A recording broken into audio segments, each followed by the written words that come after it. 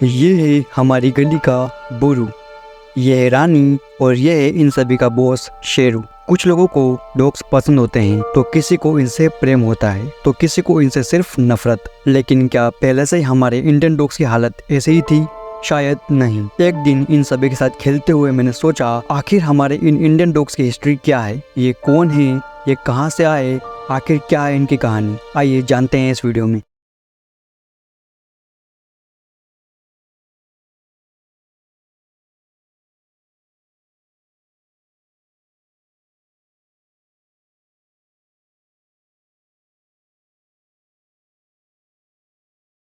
तो हमारे Indian dogs कहाँ से आए, इसका कोई भी पक्का प्रूफ हमारे पास नहीं है। लेकिन इसे देखा जाए तो आपको याद ही होगा, आज से कई हजारों लाखों साल पहले महाभारत के युग में पांडवों के साथ एक कुत्ता भी स्वर्ग में जाने के लिए निकला था, जिसका नाम था धर्म। और वो धर्म भी आज के कुत्तों जैसा ही दिखता है। और अगर हम और पुरानी बात करें तो बाबा श्री काल भैरव के पास हमेशा एक कुत्ता देखा गया है, यानी हमारे कुत्ते लाखों करोड़ों साल पहले से भी थे। लेकिन आज के जेन ज़ी जमाने में इन बातों पर कौन ही बिलीव करता है। इसलिए अगर साइंस और हिस्ट्री के से बात करें तो इंडिया की कुछ जगहों पर गुफाओं के अंदर दीवारों पर कुत्तों की पेंटिंग देखने को मिली, जो आज से लगभग 30,000 साल पुरानी है। वहीं हमें मध्य प्रदेश में भीमबेटका में कुत्ते का चित्र देखने को मिलता है, जो आज से लगभग 10,000 से 7,000 बीसी पुराना है। और एक सभ्यता जिसके बारे में हम सभी ने अपनी हिस्ट्री बुक में जरूर ही पढ़ा होगा, यानी हड़प्पा सभ्यता। हड़प्पा सभ्यता में भी हमें कुत्तों के होने के सबूत मिलते हैं। ये उन्हीं कुत्तों की मूर्ति है जो आज से लगभग 2600 से 1700 बीसी पुरानी है। तमिलनाडु के कुछ पाषाण स्थलों में हमें शिकारियों के साथ कुत्ते भी अपना काम करते दिखे हैं। इससे ये साफ होता है कि कुत्तों को पाषाण युग में पालतू बनाकर रखा गया था। कुत्तों के और भी चित्र अजंता की गुफाओं में देखे जा सकते हैं। अब बात करते हैं राजाओं के समय की।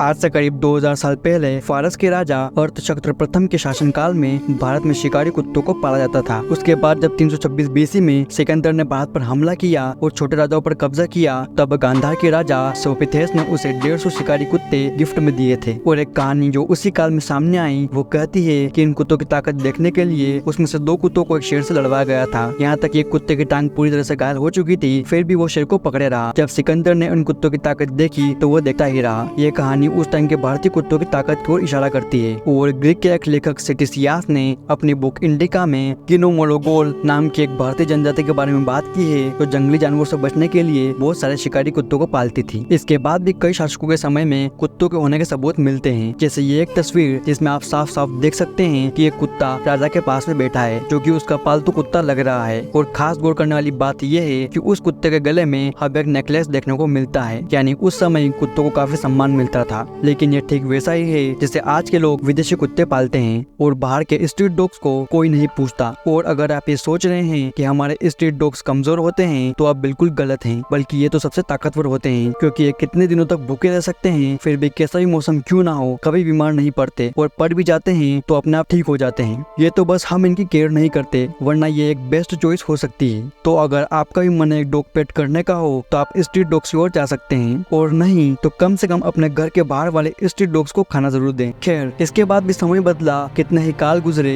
कितने ही राजा महाराजा आए, लेकिन हर साम्राज्य में किसी न किसी जगह हमें कुत्तों के होने के सबूत मिलते ही हैं। तो इन सभी चीजों से एक बात साफ होती है कि हमारे इंडियन डॉग्स की हिस्ट्री काफी लंबी है। लेकिन पहले के समय में इन्हें ज्यादातर शिकार के काम में उपयोग किया जाता था, और कुछ राजा महाराजा के पास पालतू कुत्ते भी थे। लेकिन अब इन स्ट्रीट डॉग्स की हालत काफी खराब हो चुकी है। तो अपना और अपने घर के बाहर वाले स्ट्रीट डॉग्स का ख्याल जरूर रखें।